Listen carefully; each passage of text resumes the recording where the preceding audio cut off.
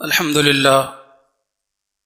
لله كفى وسلام على عباده الذين اصطفى اما بعد فاعوذ بالله من الشيطان الرجيم بسم الله الرحمن الرحيم وكما ورد في الحديث الصحيح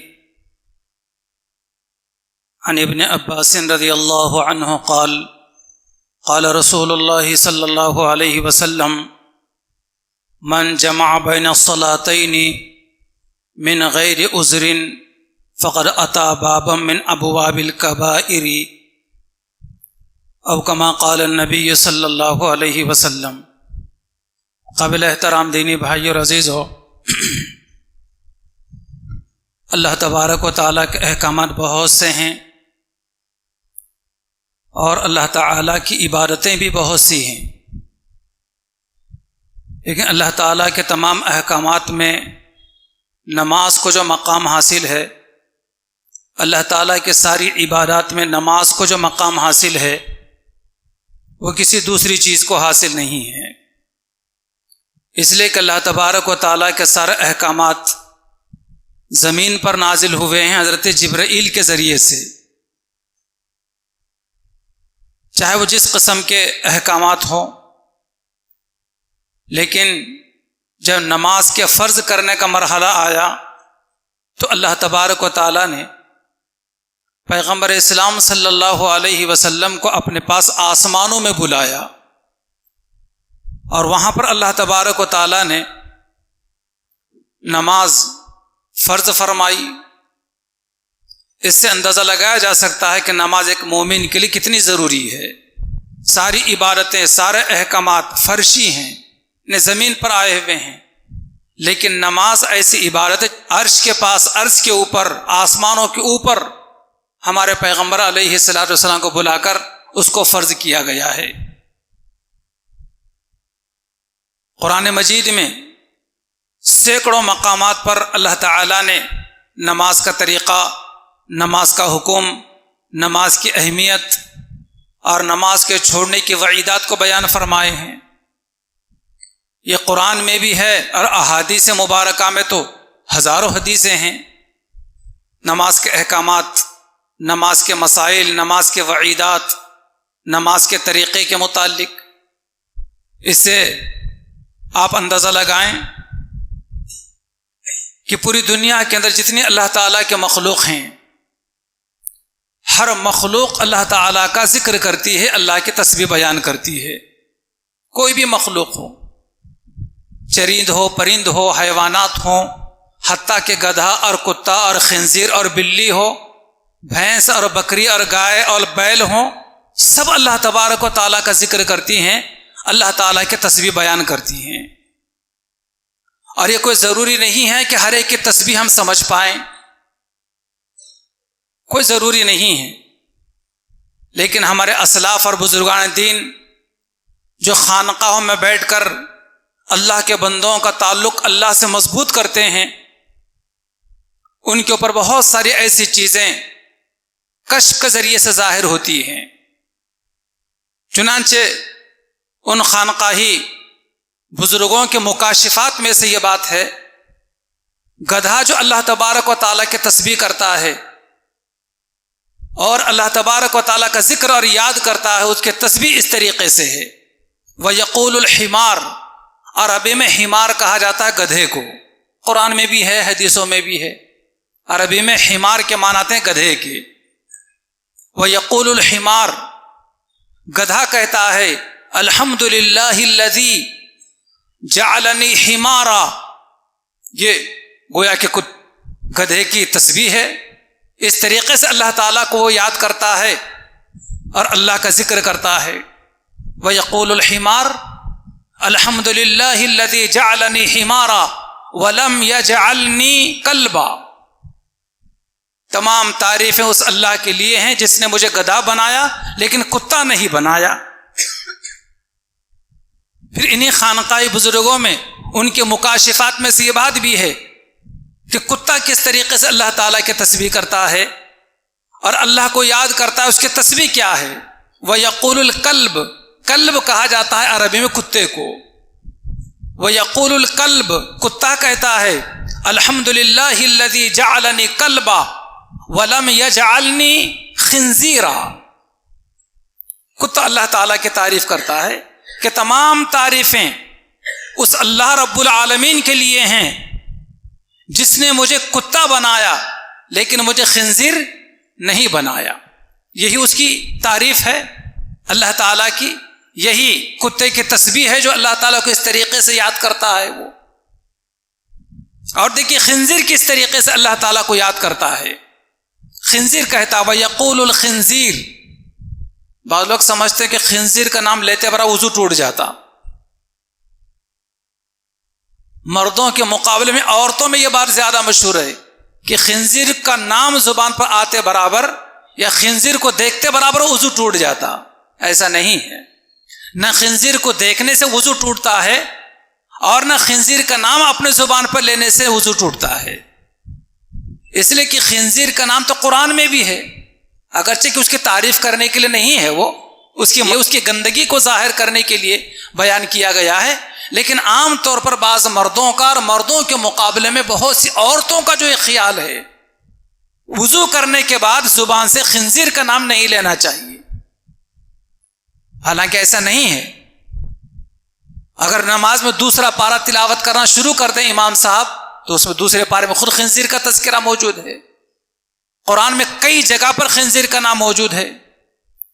اور اگر تراویح آپ پڑھنا شروع کر دیں تو پہلے دن ہی آپ کی تراویح خراب ہو جائے گی. پھر امام صاحب پیچھے کھڑے ہو کر حرمت علیکم المیتۃ والدم والخنزیر، اللہ تعالی نے حرام کیا ہے تمہارے اوپر مردار کو اور خنزیر کو اور خون کو.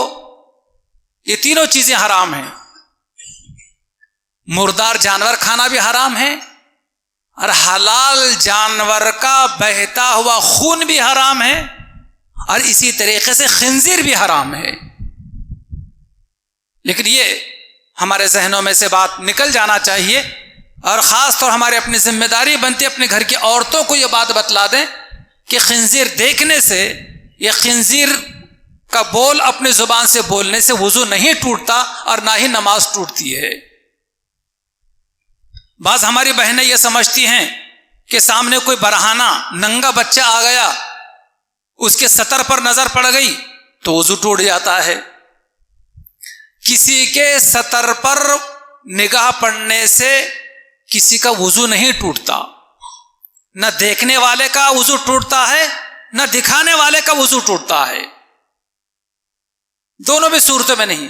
لیکن بہرحال کسی کے سطر پر نگاہ پڑنا اچھی بات نہیں ہے اور خاص طور پر کسی کے سطر کو دیکھنا بڑے گناہ کی بات ہے. کوئی بڑے ہوں دودھ پیتے بچے تو عام طور پر گھر میں بار بار نوبت اس قسم کی آتی رہتی ہے، لیکن کوئی بڑے بچے ہوں یا باشعور ہوں، بالغ ہوں، عاقل ہوں، تو اس طریقے سے گھروں میں بھی رہنا چاہیے کہ بے ستری نہ ہو. گھر میں رہنے والوں کی نگاہ بھی ہمارے سطر پر نہ پڑے. نوجوان بچوں کو بھی چاہے کہ اس طریقے سے لباس پہنے، اور گھر میں بڑے بزرگ موجود ہوں تو بڑے بزرگوں کو بھی اپنے سطر کا لحاظ کرنا چاہیے کہ اپنے سطر کو چھپا کر رکھنا چاہیے، کسی کی نگاہ نہ پڑے. ورنہ آپ کو بے سطر ہوا دیکھ کر آپ کے بچے بھی ویسے بے حیا ہوں گے. پھر سطر کسے کہا جاتا ہے؟ سطر کے معنی آتے ہیں بدن کا وہ حصہ جس کا چھپانا ضروری ہے. سطر کے یہ معنی آتے ہیں. مرد کا سطر کہاں سے کہاں تک ہے؟ مرد کا سطر گھٹنے سے لے کر ناف تک. ناف سمجھتے نا؟ بمبئی کیا بمبئی نہیں، ناف سے لے کر گھٹنے تک اتنا حصہ نہ کسی کا دیکھ سکتے ہیں اور نہ کسی کو دکھا سکتے ہیں.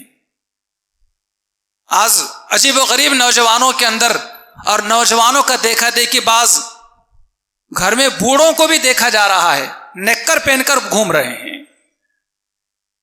پورے گھٹنے بھی کھلے بلکہ آدھے ان کے رانے کھلی ہوئی ہیں. گاڑیوں بھی ایسی چلاتے ہیں، گھروں میں بھی ویسی رہتے ہیں. بہو بیٹیاں گھر میں ہوتی ہیں، بچیاں ہوتی ہیں، ماں گھر میں ہوتی ہے، لیکن وہ ہے کہ نیکر پہن کر گھر میں بنیا نیکر کے اوپر رہ رہے ہیں. کس قدر بے حیائی کی بات ہے اور کس قدر بے شرمی کی بات ہے یہ کہ ماں باپ کو اتنی بھی عقل نہیں کہ اپنے بیٹے کو یہ بتلائیں کہ بیٹے ستر چھپانا فرض ہے، اور نادان بیٹے کو یہ بھی نہیں معلوم گھر میں میری بہن ہے، گھر میں میری ماں ہے، اور میری بیٹی گھر کے اندر موجود ہے، اور میں اس طریقے سے نیکر پہن کر گھوم رہا ہوں۔ اگر ہمارے دوستوں میں سے، متعلقین میں سے، ہمارے بچوں میں سے اگر کوئی ایسی حرکت کرتا ہو تو اپنا فرض سمجھ کر اس کو منع کریں، اس لیے کہ بے ستری کرنا حرام ہے، اور یہ بھی دین کے احکامات و مسائل ہیں جس کا واقف ہونا اور جس کے مطابق عمل کرنا ہمارے لیے ضروری ہے، اور نہ خواہ مخواہ گھر میں بیٹھ کر حرام کے گناہ کا ارتکاب ہو رہا ہے۔ بچوں کو تاکید کریں کہ جب حمام سے باہر نکلیں تو اس طریقے سے اپنے سطر کو چھپا کر نکلیں کہ کسی کی نگاہ نہ پڑے، اس کو عادت بنائے بچپن سے، تو بڑے ہونے کے بعد بھی اسی چیز کے عادی رہیں گے۔ نماز اللہ تعالیٰ کے بہت اہم ترین عبادت ہے، جس کے چھوڑنے پر اللہ تبارک و تعالیٰ بہت ناراض ہوتے ہیں، بہت ناراض ہوتے ہیں۔ آج مسلمانوں کا حال یہ ہے کہ زنا کرنے کو گناہ سمجھتا ہے، چوری کرنے کو گناہ سمجھتا ہے، شراب پینے کو گناہ سمجھتا ہے، جھوٹ بولنے کو گناہ سمجھتا ہے، سود کھانے کو گناہ سمجھتا ہے، کسی پر الزام لگانے کو گناہ سمجھتا ہے، لیکن نماز چھوڑنے کو گناہ نہیں سمجھتا۔ جیسے نیکیوں میں سب سے بڑی نیکی نماز کا پڑھنا ہے، اسی طریقے سے گناہوں میں سب سے بڑا گناہ نماز کا چھوڑنا ہے۔ گناہوں میں سب سے بڑا گناہ نماز کا چھوڑنا ہے، لیکن آج مسلمان اس کو گناہ نہیں سمجھتے۔ پیغمبر اسلام صلی اللہ علیہ وسلم کی اس حدیث مبارکہ پر ذرا غور کر لیں، کس قدر بدن پر رونگٹے کھڑے کرنے والی یہ حدیث ہے، اور حضور صلی اللہ علیہ وسلم اپنے امت پر کتنے شفیق تھے۔ حضور نماز پڑھا رہے ہوتے تھے، کسی ننھے بچے کی رونے کی آواز بھی اگر آقا کے کان میں پڑتی تھی، حضور کے کان میں پڑتی تھی، تو حضور چھوٹے چھوٹے سورے پڑھ کے نماز کو مختصر کر کے سلام پھیر دیتے تھے، کہ کہیں اس نماز پڑھنے والے کے سرپرست، اس بچے کے رونے والے بچے کے سرپرست اگر نماز میں ہو تو کوئی ایسا نہ ہو کہ وہ بے چین ہو جائے، ان کو تکلیف ہو جائے۔ اتنا لوگوں کے تکلیف کا احساس تھا حضور پاک علیہ الصلوۃ والسلام کو، لیکن جب نماز کا مسئلہ آتا ہے تو حضور پاک علیہ السلام فرمایا کہ میرا جی چاہتا ہے، کیا فرمایا؟ میرا جی چاہتا ہے کہ چند جوانوں سے کہوں کہ وہ ایندھن، یعنی ایندھن لکڑیاں، میں چند جوانوں سے کہوں کہ وہ ایندھن لکڑیاں جمع کر کے لائیں، اور میں میرے جگہ پر کسی اور کو نماز پڑھانے کے لیے کہوں، اور میں ان لوگوں کے گھروں کو جا کر آگ لگا دوں جو اپنے گھروں میں بلا کسی عذر کے نماز چھوڑ کر بیٹھے ہوئے ہیں۔ اللہ اکبر۔ ادھر معمولی سر کے بچے کا رونا بھی حضور کو گوارا نہیں ہے، اور ادھر نماز کے چھوڑنے پر حضور پاک علیہ الصلوۃ والسلام کا ارادہ مسلمانوں کے گھروں کو آگ لگانے پر بھی آمادہ ہیں۔ محدثین نے لکھا اس حدیث مبارکہ کے ذیل کے اندر، حضور صلی اللہ علیہ وسلم نے اس حدیث مبارکہ پر اس لیے عمل نہیں کیا، یعنی اپنے ارادے کو عملی جامہ اس لیے نہیں پہنایا کہ گھر میں بے قصور لوگ ہوتے ہیں، ننھے بچے بھی ہوتے ہیں، عورتیں بھی ہوتے ہیں، ان کا کیا قصور، ان کو تکلیف ہوگی، وہ بے گھر ہو جائیں گے، اس لیے آپ علیہ الصلوۃ والسلام نے اس اپنے ارادے کو عملی جامہ نہیں پہنایا۔ آج کتنے مسلمان ایسے ہیں، کتنی عورتیں ایسی ہیں، کتنے مرد ایسے ہیں، کتنے نوجوان ایسے ہیں، کتنے نوجوان بچیاں ایسی ہیں جن پر بالغ ہونے کے بعد نماز فرض ہو چکی ہوتی ہے لیکن نماز نہیں پڑھتے، اور نماز چھوٹنے پر کبھی افسوس بھی نہیں ہوتا۔ حالانکہ ایک نماز کے چھوٹنے پر اتنا افسوس اسے ہونا چاہیے، حدیث مبارکہ میں اس کو بیان کیا گیا ہے، جتنا کہ اس کے بال بچے اور گھر کا ساز و سامان اس کا لوٹ لیا گیا ہو، چھین لیا گیا ہو، کسی کے گھر کا ساز و سامان چھین لیا گیا ہو اور اس کے بیوی بچے چھین لیے گئے ہوں، تو آدمی پر کتنا افسوس ہوتا ہے، کتنا صدمہ ہوتا ہے۔ نماز کے چھوٹنے پر اتنا اسے افسوس اور صدمہ ہونا چاہیے۔ لیکن آج کوئی احساس نہیں ہوتا، نماز ایک نہیں بلکہ ہفتے بھر کی چھوٹ جاتی ہے تو کوئی احساس نہیں۔ ایسے لوگوں کے تعلق سے قرآن میں احادیث مبارکہ میں بڑی سخت ترین وعیدیں آئی ہیں۔ خانقاہی بزرگوں کے مکاشفات میں سے جیسے میں نے بیان کیا کہ گدھا کہتا ہے الحمدللہ الذی جعلنی حمارا ولم یجعلنی کلبا، کہ تمام تعریفیں اس اللہ کے لیے ہیں جس نے مجھے گدھا بنایا لیکن کتا نہیں بنایا۔ اور کتا کہتا ہے الحمدللہ الذی جعلنی کلبا ولم یجعلنی خنزیرا، کہ تمام تعریفیں اللہ تبارک و تعالیٰ کے لیے جس نے مجھے کتا بنایا لیکن خنزیر نہیں بنایا۔ اور خنزیر کہتا ہے اللہ کے تسبیح ان الفاظ میں کرتا ہے الحمدللہ الذی جعلنی خنزیرا ولم یجعلنی تارک الصلاۃ، کہ تمام تعریفیں اس اللہ کے لیے ہیں جس نے مجھے خنزیر بنایا لیکن مجھے نماز کا چھوڑنے والا نہیں بنایا۔ نماز کا چھوڑنے والا مجھے نہیں بنایا۔ خانقاہی بزرگوں کے مکاشفات میں اس کو بیان کیا گیا ہے۔ کوئی احساس نہیں ہوتا۔ اللہ تبارک و تعالیٰ نے ان لوگوں کی تعریف بیان کی ہے جو اپنے کاروبار میں مصروف رہتے ہیں، تجارت میں مصروف رہتے ہیں، روز مزدوری میں مصروف رہتے ہیں، لیکن جیسے ہی اللہ کے بابرکت گھر سے اذان کی آواز آتی ہے ساروں مصروفات چھوڑ کر اللہ کے سامنے کھڑے ہو جاتے ہیں۔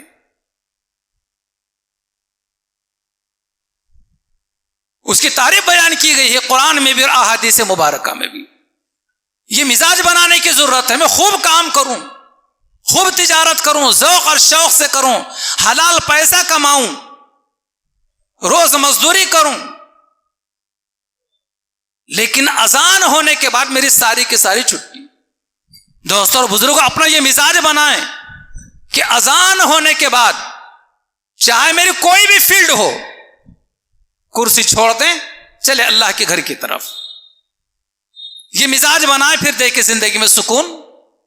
دیکھیں کس طریقے سے بیوی کو اللہ پاک فرما بردار بناتے ہیں، اولاد آپ کی کیسے مطیع و فرما بردار ہو جاتی ہے، کیسے آپ کے نوکر، آپ کے غلام اور مزدور آپ کی جی حضوری کرنے لگ جاتے ہیں، ہر کوئی کیسے آپ کا احترام کرنے لگ جاتا ہے کہ آپ ایک قسم کو سکون محسوس کریں گے۔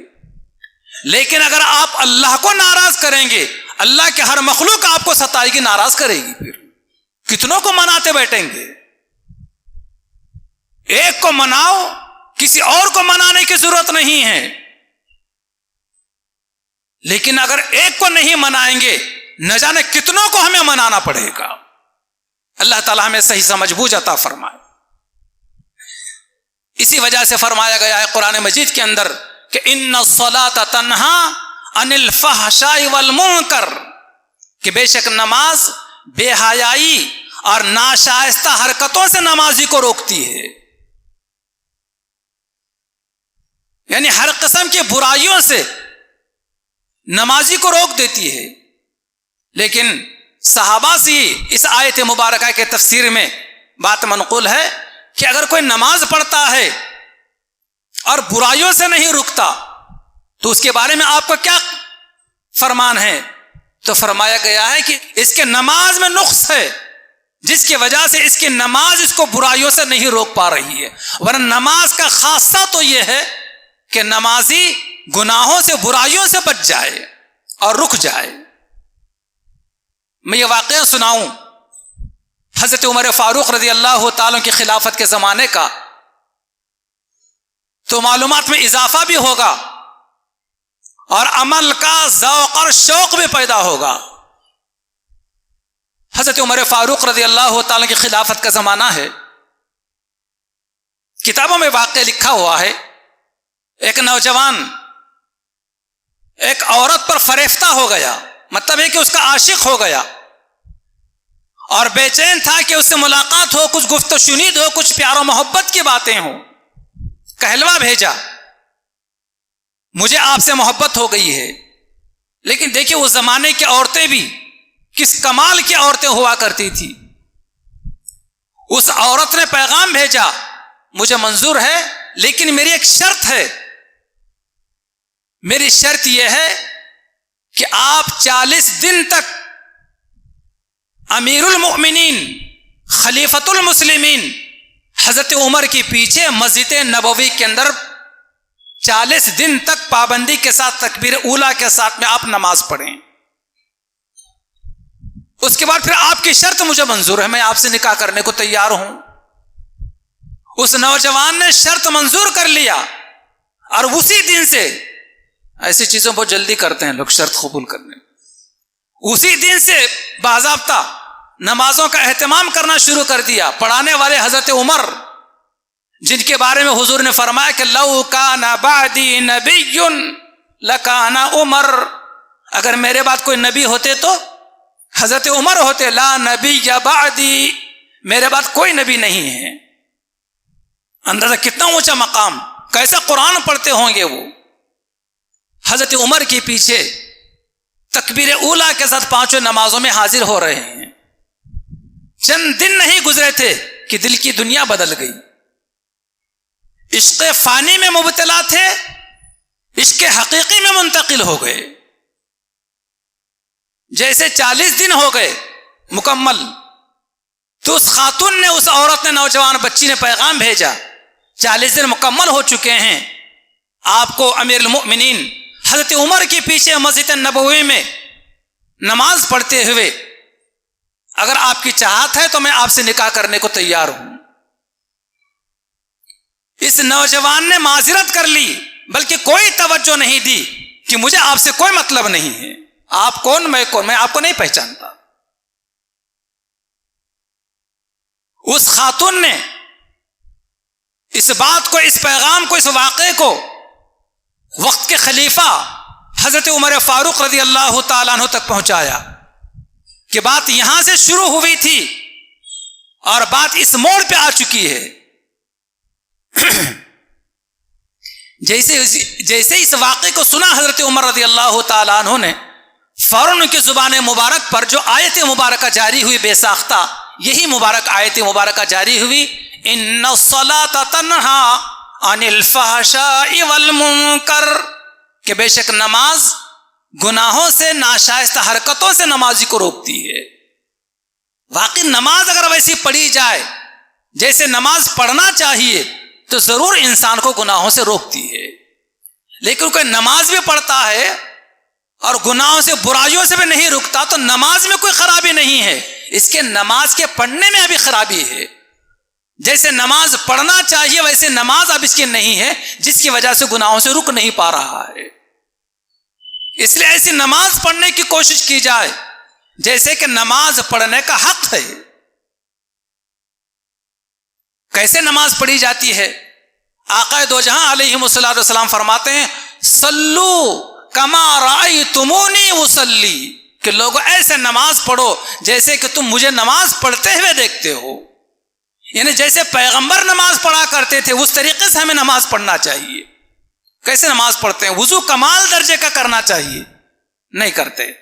وضو کے 4 فرائض میں ہمیں واقف ہونا چاہیے، اجلت میں ہے تو کم از کم 4 فرض کر لو، وضو ہو جاتا ہے۔ ہمارے بہت سارے وہ نوجوان جن کے ماں باپ کو بھی شوق تھا عصری تعلیم کا، اور ایک نوجوان کو میں نے دیکھا 22-25 سال کا ہے، وضو کیا اس نے، چہرہ دھو لیا، ہاتھ دھو لیے، پیر دھو لیا، آ گئے نماز کو مسجد۔ کیا چھوٹا؟ کیا چھوٹا؟ سر کا مسا چھوٹ گیا۔ ان 4 فرائض میں سے سب سے پہلے چہرہ 3 مرتبہ دھونا ہے، اس کے بعد دونوں ہاتھ دھونے ہیں کوہنیوں تک۔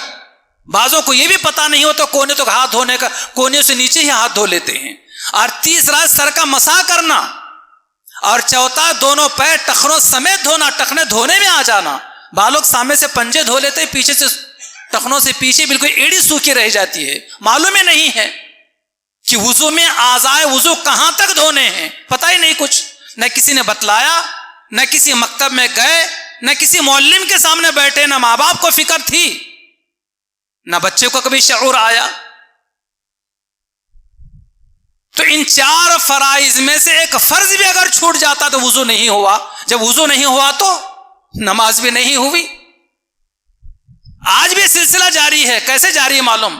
صبح 7 بجے بچہ اسکول جاتا ہے,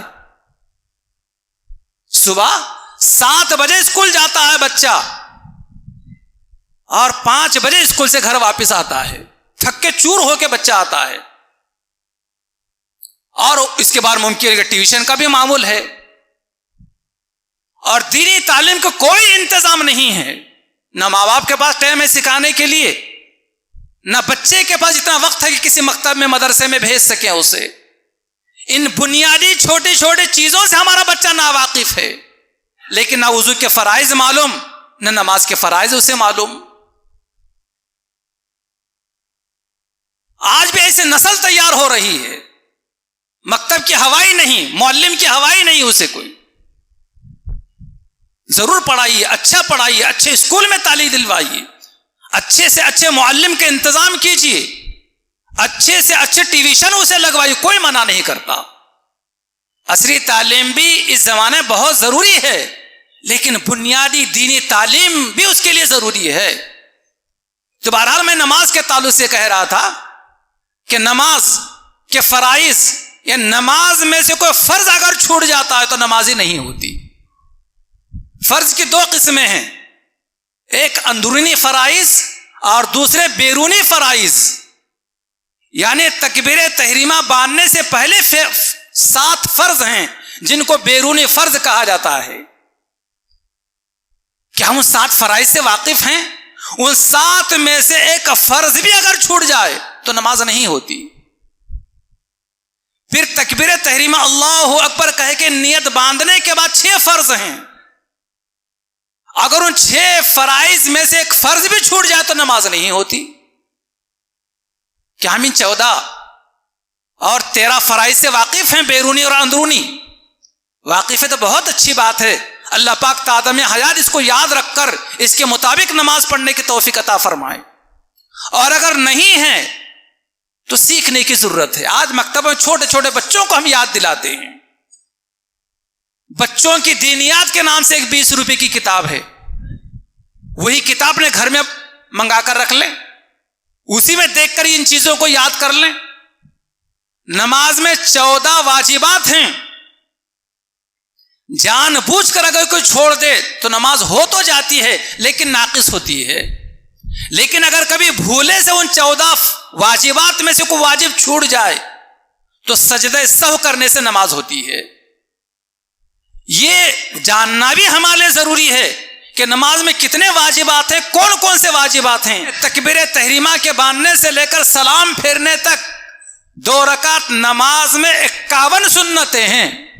کتنی معلوم ہے ہمیں؟ نہیں معلوم. 13 فرائض کا لحاظ کرتے ہوئے, 14 واجبات کا لحاظ کرتے ہوئے, 51 سنتوں کا لحاظ کرتے ہوئے جب ہم نماز پڑھیں گے واقعی ہماری نماز باکمال نماز ہوگی. اور ایسا نمازی نماز پڑھ کے مسجد سے باہر نکلے گا تو اس کے کان میں محفوظ رہیں گے, اس کی زبان میں محفوظ رہے گی, اس کے آنکھ میں محفوظ رہیں گے. پھر یہ کوئی گناہ نہیں کر سکتا, اس کی نماز خود اس کو برائی سے روکے گی. لیکن آج حال یہ ہے کہ آج ہماری نماز ہی ویسی نہیں ہے جیسی ہونی چاہیے, جس کی وجہ سے نہ ہمارے کان محفوظ ہیں, نہ ہماری آنکھیں محفوظ ہیں, نہ ہماری زبان محفوظ ہے. اس لیے محترم بزرگوں اور دوستو, ہر مومن کے لیے بالغ ہونے کے بعد نماز کا پڑھنا فرض عین ہے, اور اگر نماز چھوٹتی ہے تو سب سے بڑا گناہ گار بھی ہے. جیسے میں نے پہلے بھی کہا کہ نیکیوں میں سب سے بڑی نیکی نماز کا پڑھنا ہے, اور گناہوں میں سب سے بڑا گناہ نماز کا چھوڑنا ہے. دیکھیے ایک بات کہہ کے اپنی بات کو ختم کر دوں, جہنمی لوگ جہنم میں پہنچ جائیں گے, ان کے کوئی دوست احباب ہوں گے جنت میں رہیں گے. اللہ تبارک و تعالی موقع دیں گے کہ جنتی آدمی جنت میں جو چاہے کر سکے گا, جس سے چاہے ملاقات کر سکے گا. دنیا میں اگر رب چاہی ہم نے گزاری تو جنت میں کیا ہوگی؟ من چاہی چلا سکو گے, جو چاہے کرو, جو چاہے کہو, جو چاہے جس سے چاہے ملاقات کرو. آپ جنت میں رہتے ہوئے آپ اپنے کسی رشتہ دار سے, دوست سے ملاقات کرنا چاہیں آپ کو موقع دیا جائے گا, چاہے جنت میں ہو چاہے جہنم میں ہو. تو آپ کو اپنے ایک دوست کی یاد آئے گی تو آپ کو بتلا دیا جائے گا کہ وہ تو جہنم میں پڑا ہوا ہے، آپ کو وہاں جانے کا موقع دیا جائے گا جہنم میں. لیکن یاد رکھنا آپ جہنم میں جائیں گے، آپ کا مطلب یہ ہے کہ کوئی بھی جنتی جہنم میں جائے گا چونکہ جنت سے ملاقات کے لیے جا رہے ہیں، وہاں جہنمیوں کو تکلیف ہوگی، عذاب ہوگا. آپ کو کسی قسم کی کوئی تکلیف نہیں ہوگی. یا ممکن ہے کہ اللہ تبارک و تعالیٰ کوئی کچھ کھڑکی ہی کھول کر جنت میں سے آپ کو بتلا دیں اپنے بھائی کا حال، اپنے دوست کا حال، اور یہاں سے جنتی پوچھے گا اپنے جہنمی دوست سے. کیا پوچھے گا؟ سورہ مدثر کی آیت ہے، اللہ تعالیٰ فرماتے ہیں ما سلککم فی سقر. ارے بھائی تو جہنم میں کیسے پہنچ گیا؟ تو میرے ساتھ رہتا تھا، اٹھتا بیٹھتا تھا، میری تیرے سے دوستی تھی، لیکن کیا بات ہے کیسے جہنم میں تو پہنچ گیا؟ وہ آپ کا دوست جہنم میں عذاب میں سے پکار اٹھے گا. کیا پکار اٹھے گا؟ لم نک من المصلین. بھائی میرا قصور یہ تھا کہ میں نماز نہیں پڑھتا تھا. قرآن میں نے تو آپ سمجھے مول صاحب کو عربی آتی اس لیے عربی بول رہے، کیا ہے کہ وہ عربی نہیں بول رہا ہوں میں. کیا کہے گا؟ جنتی پوچھے گا جہنمی سے ما سلککم فی سقر. ارے بھائی تو جہنم میں کیسے پہنچ گیا؟ تو جہنمی کیا جواب دے گا؟ لم نک من المصلین. میں نماز پڑھنے والا نہیں تھا، میں مصلی نہیں تھا. ایک گناہ کا اعتراف کرے گا، بلکہ 4 گناہوں کا اعتراف کرے گا. وقت نہیں ورنہ میں بتلاتا 4 کن گناہوں کا اعتراف کرے گا جہنمی اپنے جنتی دوست کے سامنے. بہرحال اللہ تعالی ہمیں نمازوں کا اہتمام کرنے کی توفیق عطا فرمائے. ہمیں چاہیے کہ ہم اپنے بیوی بچوں کی بھی نمازوں کی نگرانی کریں، انہیں بھی پڑھنے کے لیے کہیں، تنبیہ کرتے رہا کریں، اور نماز پڑھنے پر خوشی کا اظہار بھی کیا کریں. اللہ تعالیٰ ہمیں اس کی توفیق عطا فرمائے. آمین. وآخر دعوانا ان الحمد للہ رب العالمین.